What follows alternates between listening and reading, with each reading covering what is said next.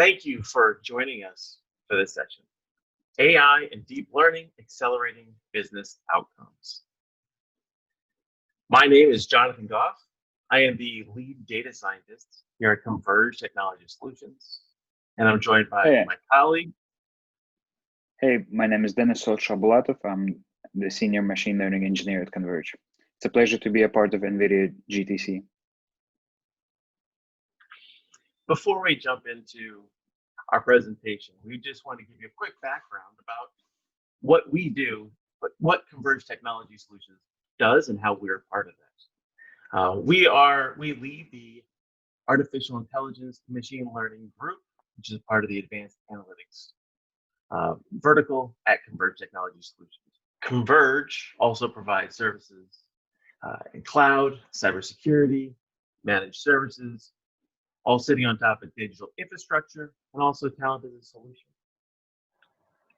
Together, our company is partnered with many different top-tier strategic partners. Most notably, we'd like to call out Dell Technologies and NVIDIA. Our personal AI lab, where we run many of our POCs and work with our customers, is a lab built by Dell and NVIDIA, and so we're extremely grateful for that. As we start talking about how AI and machine learning can change the way people do business, we wanted to quickly just cover what it is that we do offer at Converge and where our experience lies within this broad spectrum of AI. On the left-hand side, computer vision, which we will touch on today, where computer vision is taking information that comes in through the form of images and videos and turn that into actual information. Computer voice, taking an audio file or audio as it comes out, turning it into from speech into text, taking that text. As you move to the right, that text can now then be used using natural language processing. Another topic we'll talk about today, predictive analytics. So being able to use the data that you've got and predict the future and be able to make decisions based on that. Enterprise search, which leverages natural language processing and internal information to provide a search experience that allows users to identify the things, the information that they need in a timely manner. And of course, robot process automation, enabling computers to perform a lot of the menial functions that so many of us are forced to do every day to enhance the way people do business. So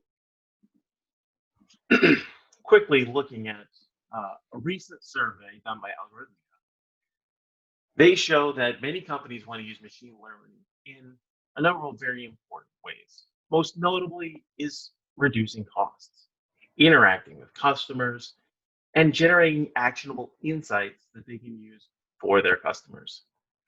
A number of the use cases that we're going to present today focus around some of these key principles. The idea that we can use machine learning and artificial intelligence to optimize the way our employees work today, allowing them to focus on the key parts of their jobs, thereby accelerating the way business operates. Today, we'd like to share with you 3 vignettes of AI and machine learning, accelerating business outcomes.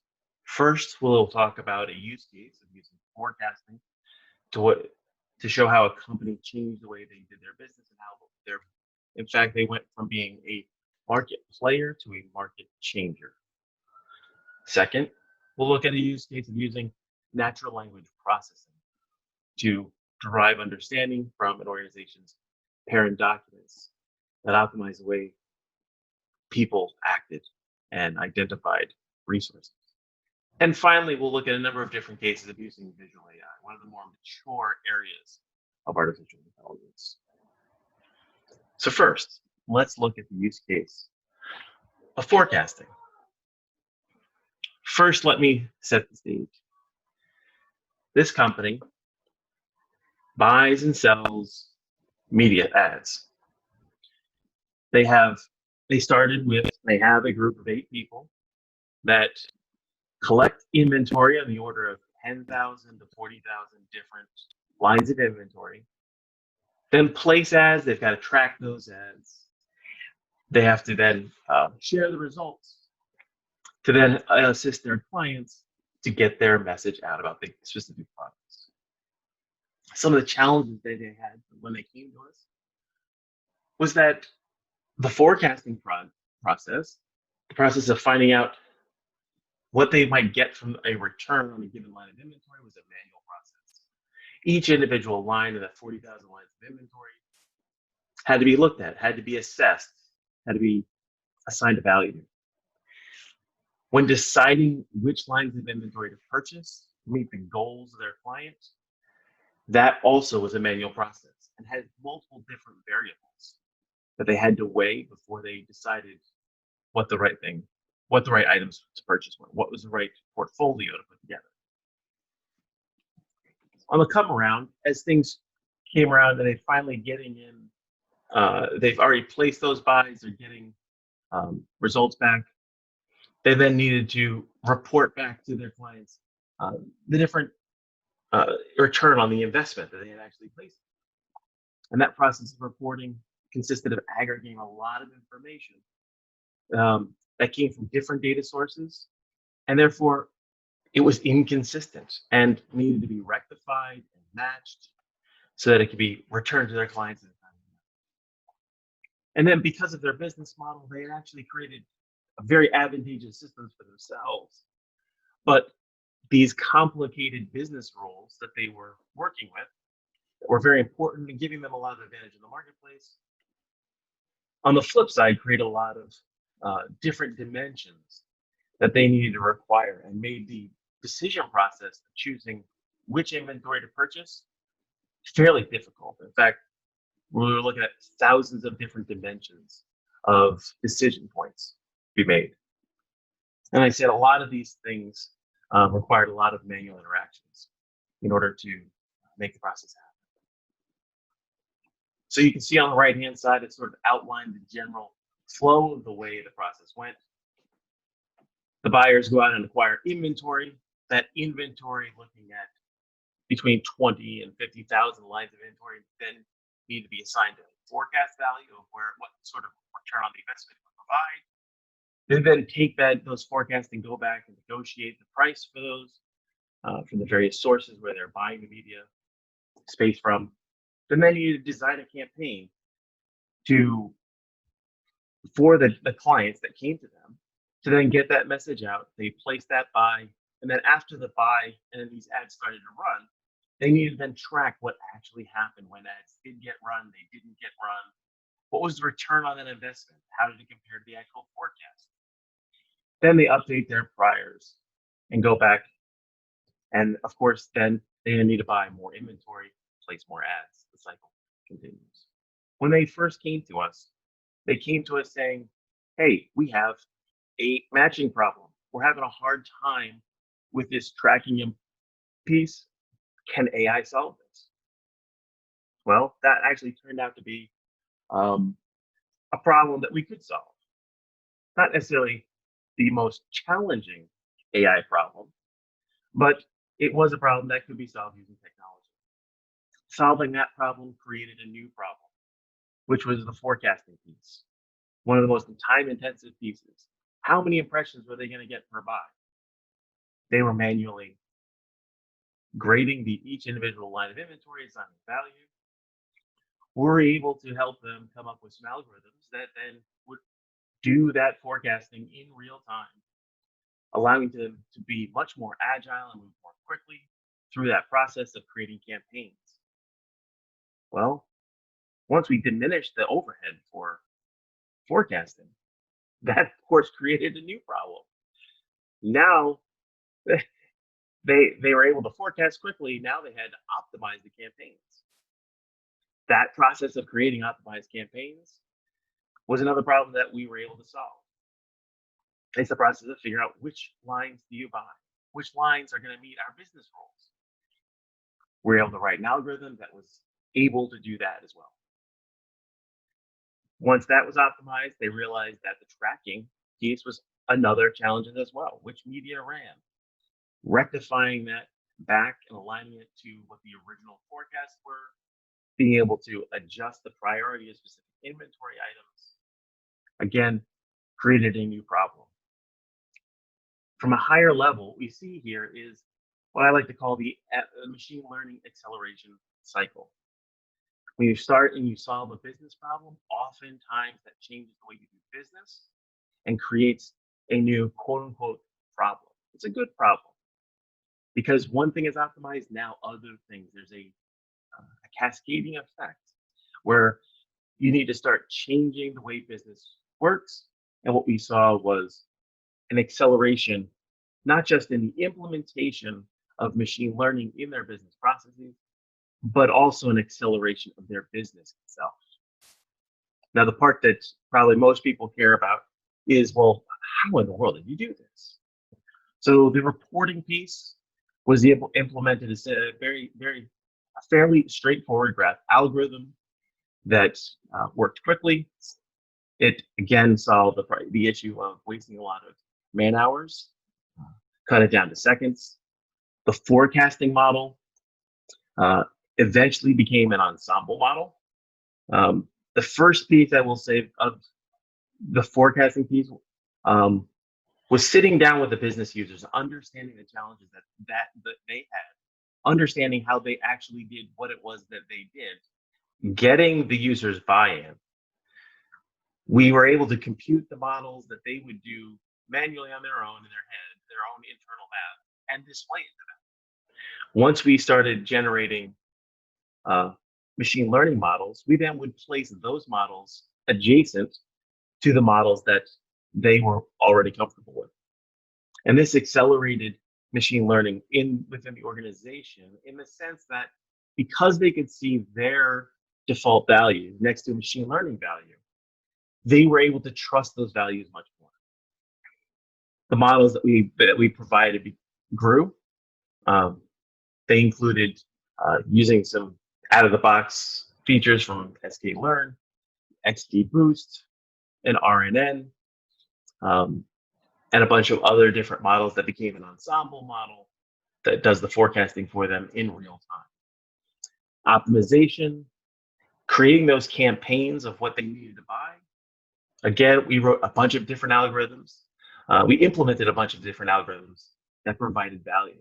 And it's interesting to see how, depending on the scenario and the business rules associated with it, each of these would provide different values that provided different features that they were able to utilize in the buying process. We created convex optimization, used genetic algorithms to improve that, simulated annealing, and some custom algorithms that all work together. When it came to tracking, one of the challenges there was the way names of programming were being reported.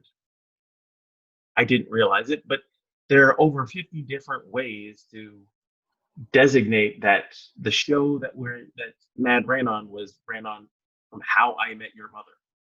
We found over 50 different representations of the program How I Met Your Mother, and that's just one example of many. And so we put together a natural language processing model that used fast text, deep DNN, and a classification algorithm that then was able to unify all those names, thereby saving a significant amount of time. All this was built using, for the most part, Python. We used TensorFlow, XGBoost, running on top as services on top of Kubernetes, and of course, the heart underneath it all, NVIDIA GPUs for the processing running on Dell hardware. We use the standard setup from Dell that Dell helped us design. So thank you, Dell. Probably the slide you'd like to see is the stack that we used. Again, Kubernetes. Our services were running Docker. They use Red Hat OpenShift with Python, TensorFlow, sklearn, and XGBoost running on top. OpenShift provides the value that during those times of high optimization that come only a few times a month or a few times a quarter, they'd run through the compute that they use on a regular basis, Red Hat, OpenShift allowed them to then push some of those excess jobs out to the cloud with essentially seamlessly. From the business standpoint, when we first interacted with this client, they had a team of 8 people that were doing $800,000 of business annually. In just over 2 years, they went from $800K a year to doing $200 million a year. And the staff, unchanged. Same 8-person team we started with is the same 8-person team that's running the processes today.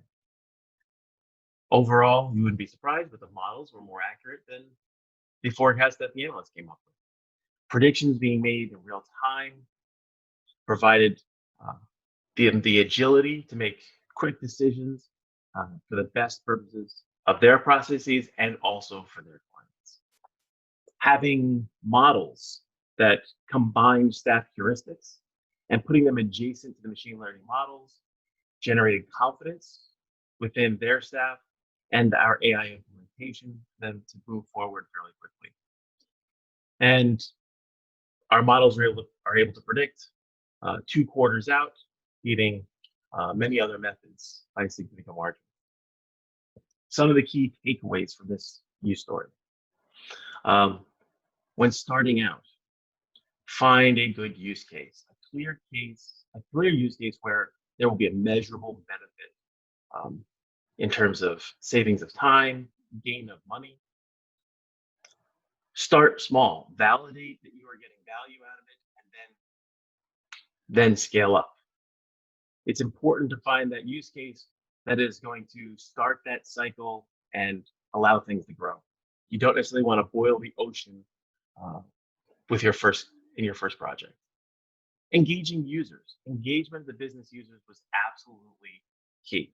Without their buy-in, things never would have moved forward. We needed their trust in order to make the overall process work. And AI isn't a black box. AI isn't a product you can just buy, plug in, and have it work. The user's knowledge of the business definitely controlled where the solution went. Things that we may have wanted to do or thought were important, they help us understand where the value really was and drove the direction of the path we took in implementing AI. And plan to change is another key takeaway. Once you provide these tools that accelerate the way people do their business, it can change the way they do things. And the best plan oftentimes need to change. Adopting AI can create new problems in a very good way. So now I'd like to turn over to Denny. Tell us about natural language processing. Thank you. Natural language processing is one of my favorite branches of artificial intelligence, so I'm quite excited to tell you more about it. Some of the business cases in natural language processing that we've been looking at were building search engines, classifying and tagging documents, performing text summarization or abstract generation, building recommendation engines or chatbots. Today in particular, I would like to cover search engines. And the first challenge that a client came to us with was they were looking for a way to find the right information in a large body of text. What do we mean by a large body of text?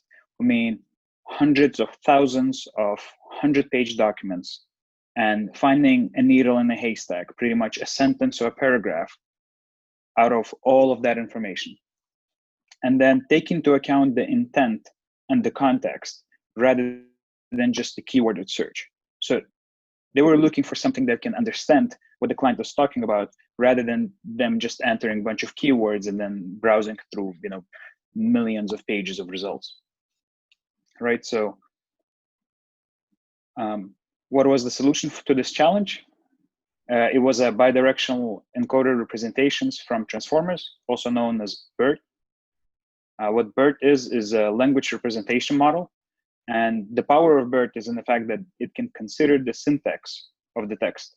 I'll give you an example just so you can understand this better. Let's take 2 sentences. Jonathan is running the AI division of Converge.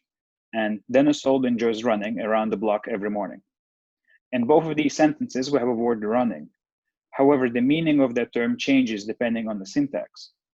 Now, if we were to search for the term running in a conventional keyword search engine, we would get both of these sentences back. However, what's important is the meaning of the term running whenever we write it. So using BERT, we can actually understand the syntax and get back the appropriate results. So just like any machine learning solution, this one starts with processing and training. Now, we built scrapers and processing pipelines on Kubernetes that were able to scrape thousands of documents. All of them were in PDF, turn them from PDF into text, obviously clean and parse that text, and separate into sentences. Now, this is where it gets a little bit interesting. We take a 100-page document and we first split it into paragraphs.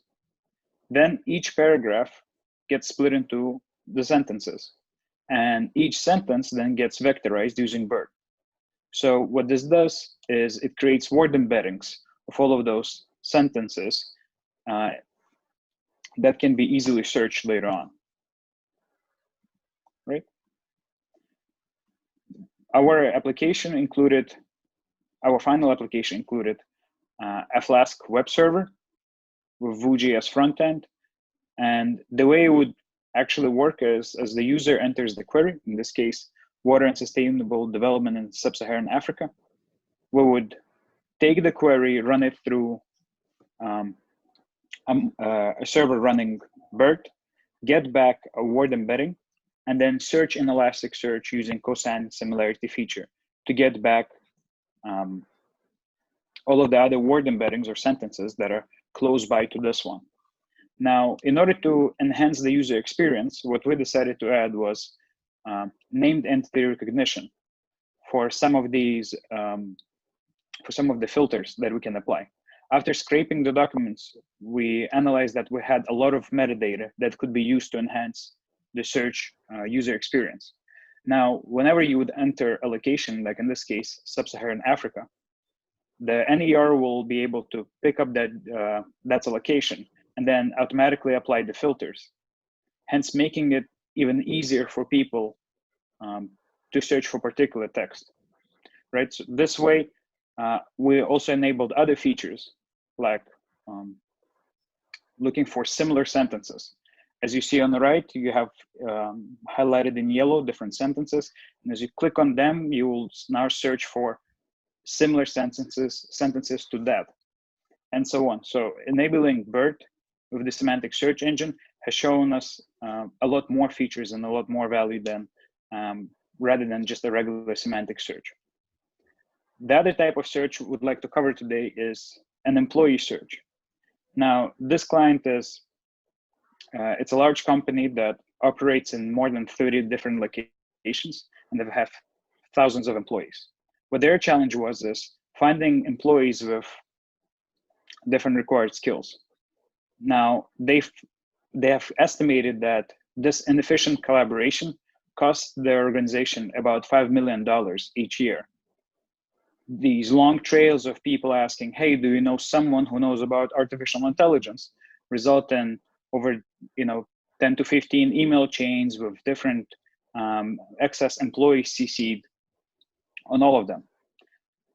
Now, another thing to take into account is that this company has a very specific language.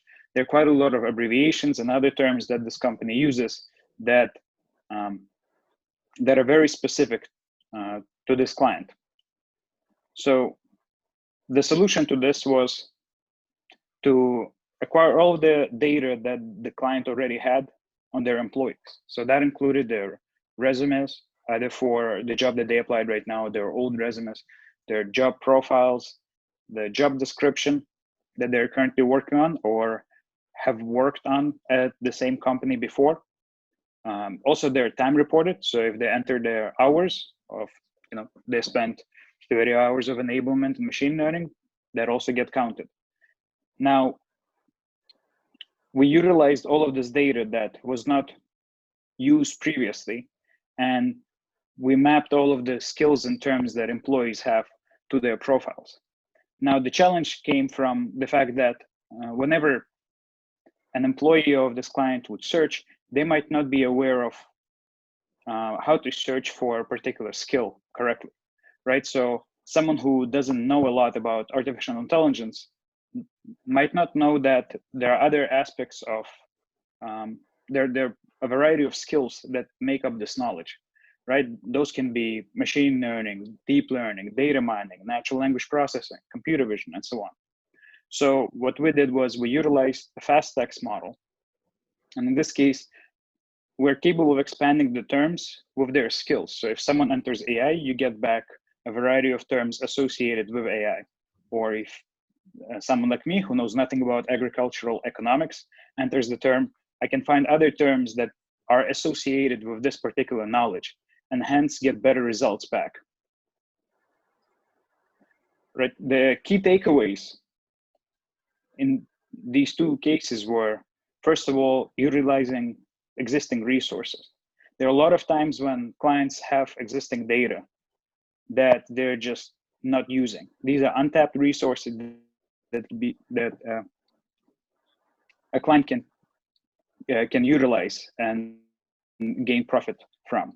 Cost savings. Finding the needle in the haystack is difficult. Now, we can help decrease time spent identifying a resource, whether that's an employee or a body of text. AI can help the user find the right information and cut down the costs associated with it. And the last is the federated text, unleashing the power of organizations' collective knowledge, right? Understanding that you might have thousands of employees that know about a lot of different skills that even your manager might not know about. However, if you have them documented in particular, I don't know, job descriptions or your timesheets, now everyone at the company knows that you know about that particular skill and they could utilize that. I think next is video analytics, and I'm giving back to Jonathan. Thank you. Thank you, Denny. That was great. So video analytics, we're using data from images to drive the understanding that can be taken from them to make decisions for a business. Video analytics is probably the most mature area within artificial intelligence. Before there were neural networks, people were using videos to help make business decisions. But today we want to talk about a few different use cases specifically. We wanted to focus on safety compliance, defect detection, and physical security. So safety compliance. We are in a new world of COVID, and we need to deal with the challenges that presents. Before we go on, though, we do want to make one specific clarification. The difference between facial detection and facial recognition. So face detection is using technology to identify that these pixels in a frame at a point in time represent a person and not a balloon. Whereas facial recognition takes that date, timestamp, that image, those pixels, and then assign it to a specific person's personal identifiable information. We use face detection, which allows us to distinguish between an inanimate object and a live person. We do not use facial recognition. We do not link data to specific individuals. So the first vignette we wanted to look at is that of workplace health.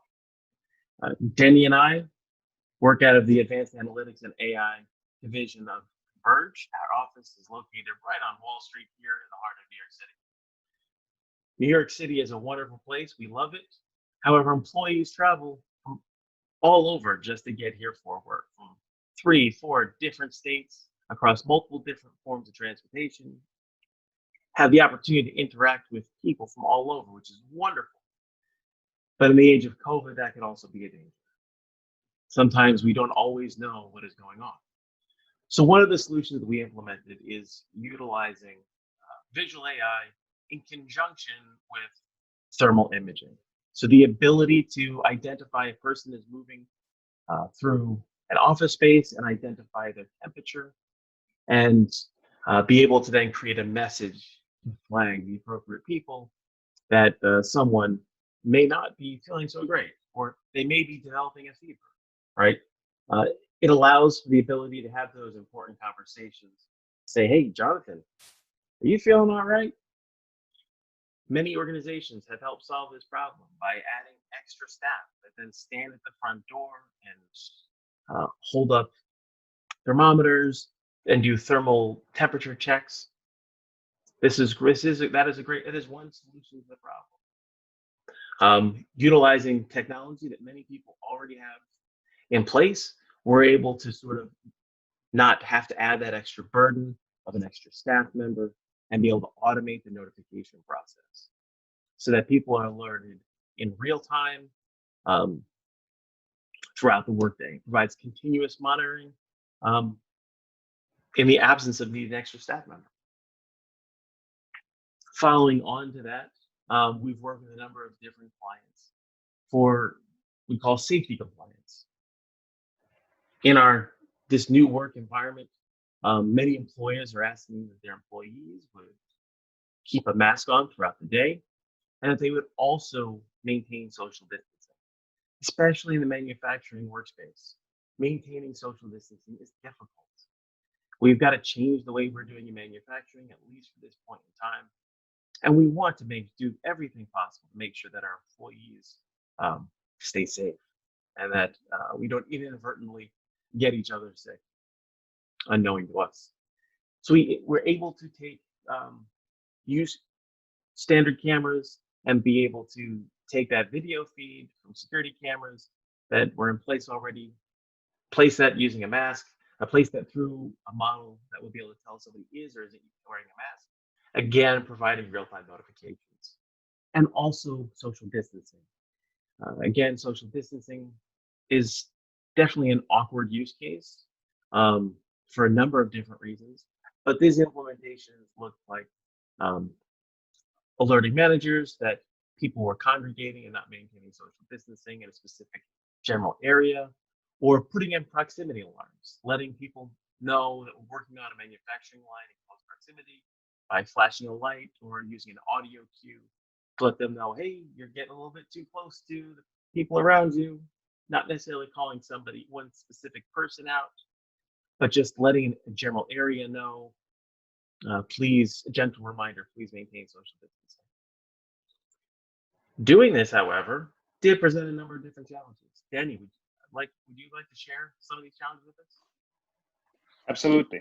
As Jonathan mentioned, one of the objectives was to utilize existing security cameras. We don't want our clients to purchase hundreds of new security cameras that have depth sensors. So the challenge that we had was the fact that we live in, I would say, multidimensional space, and the cameras, however, do not record in 3D, the regular RGB cameras, right? So if one person was standing a bit closer to the camera and one person was standing a bit further away, it would be quite difficult to accurately calculate the distance between them without taking into account the depth. Now, the solution to this challenge was to generate a bird eye view, which, as you see on the right, is what the view from the top would look like. So what we were capable of is taking the original images, identifying people on them, and then creating a bird eye view, transforming those coordinates from the 2 dimensions from the input image into the bird eye view, and then calculating whether a social distance is being violated or not. So this entire architecture is running on Kubernetes. Now we use NVIDIA Trident servers, so we can utilize our GPUs as much as possible. As you see on the left, we have camera controllers.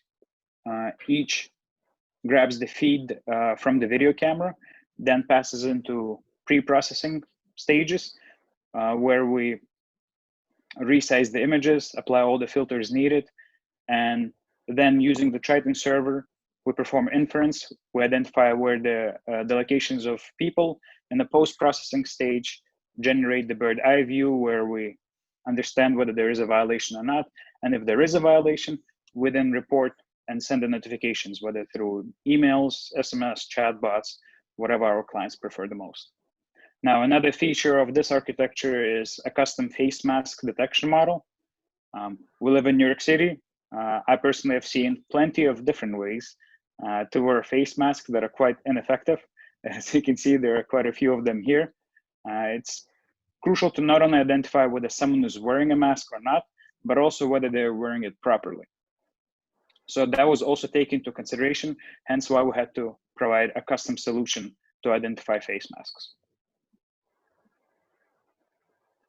Jonathan, back to you. Excellent. Thank you. Thank you.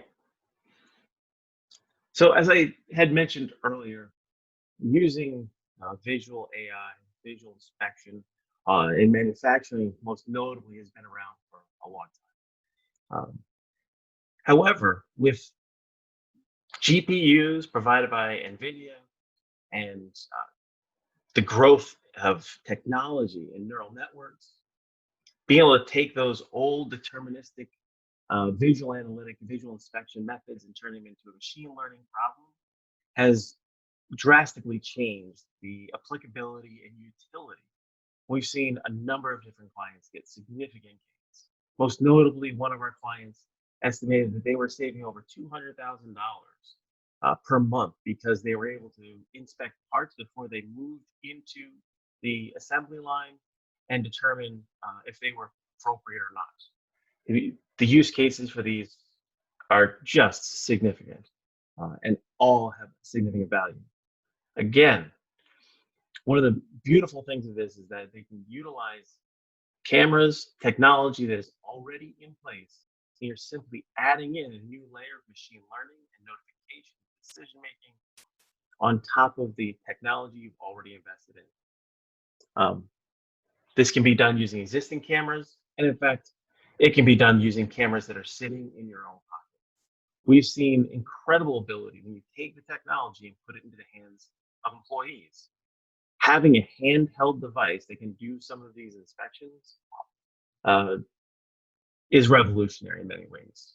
Now you've got somebody who can walk around and get to and look at lots of different things, lots of different pieces, gather information, and make it digitally actionable, whether it's looking for rust on a specific part of an object, whether it's grabbing serial numbers and entering into a database.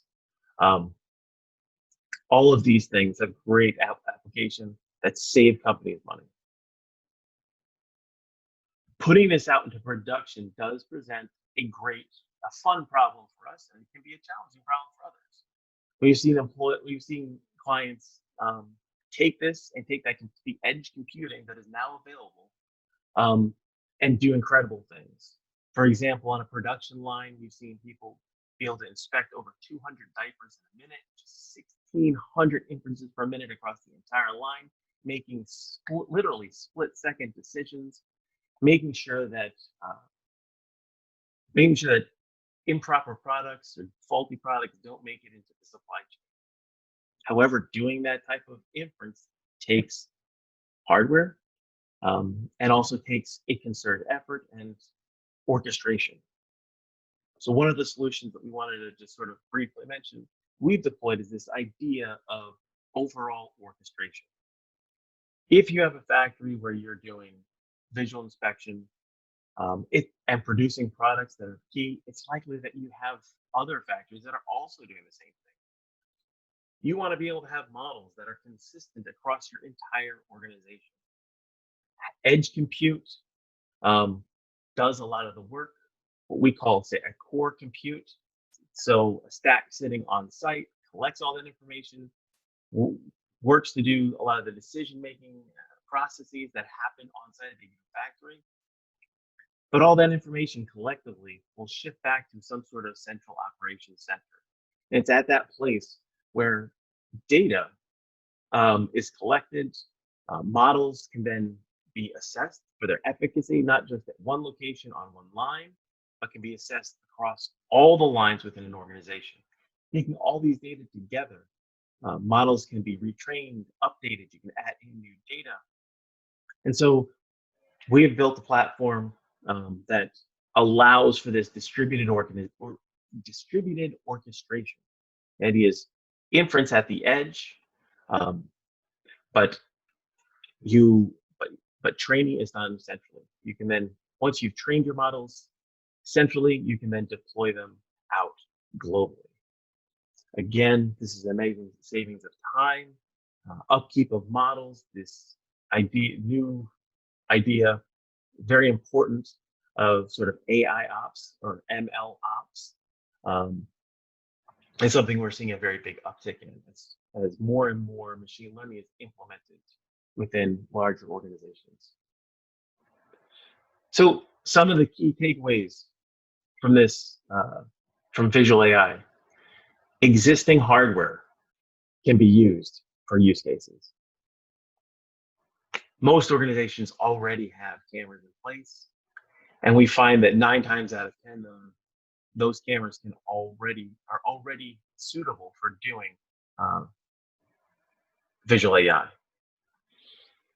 There's a huge savings by implementing machine learning instead of using the classic deterministic methods for visual inspection. The amount of flexibility, the amount of setup that it takes has significantly decreased, and the risk also significantly decreased. And this idea of AI orchestration, training centrally but being able to deploy globally. Again, taking the knowledge that is collected at each individual site, pulling it together, using that to improve your models, and then deploy it out simultaneously so that everybody is using the same technology at the same time. So some global takeaways that we would like to sort of just go back and highlight. Leverage the data that you have. You would be surprised the number of clients that we work with that don't realize that they already have and already collecting information that can change the way that they do business, and they're just not using it.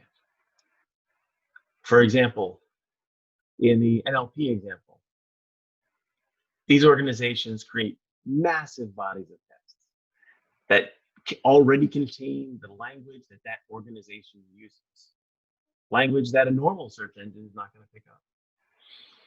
Each individual sentence contains content, intent, and value.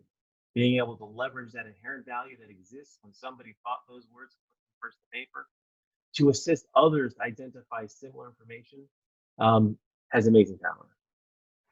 AI is just not a black box. Engaging the users is key to successfully deploying AI and machine learning. You need to be able to understand the results, and the people who know how to use those results are the business users themselves, not necessarily the data scientists. And that's where we as consultants can help. We work very hard to understand the business use cases, work hand in hand with our partners to deploy AI and machine learning in a way that most benefits a business. We sell solutions, not products. We build solutions, rather. We do not sell products. Start small, generate ROI, and then grow. Identifying the right use case is extremely key to a successful project. We've seen so many organizations fail at implementing AI machine learning because they try and boil the ocean. They try and grab that very sexy use case and throw tons of resources at it, assuming that there is going to be quality return on that investment. Oftentimes, a key understanding of the effectiveness and the risk associated with AI and machine learning, combined with an understanding of business use cases, oftentimes being able to find those right use cases to start with can be a catalyst to overall success. It can start that cycle of accelerating the implementation of AI and ML and changing the way that people do business. And finally, AI is only going to be effective when you truly understand the business that people are doing. You need to understand the business and implement these solutions in a way that users can engage and that will change the way that they do business. And before we close, we just wanted to highlight some of our skill set. Shameless plug. Our team that implements AI and machine learning, we have between 30 and 50 people in our group, and we have worked across many different verticals employing AI and ML solutions. Financial services, manufacturing, which we've talked about, and healthcare, insurance, telecommunications, down to the retail and consumer goods. We have skills and business acumen across many of these different verticals. And we really enjoy working with our customers to find the right solution that is going to help their business. So thank you for your time. It's been a pleasure. Thank you, Dell. Thank you, NVIDIA. And thank you for joining us today. Thank you.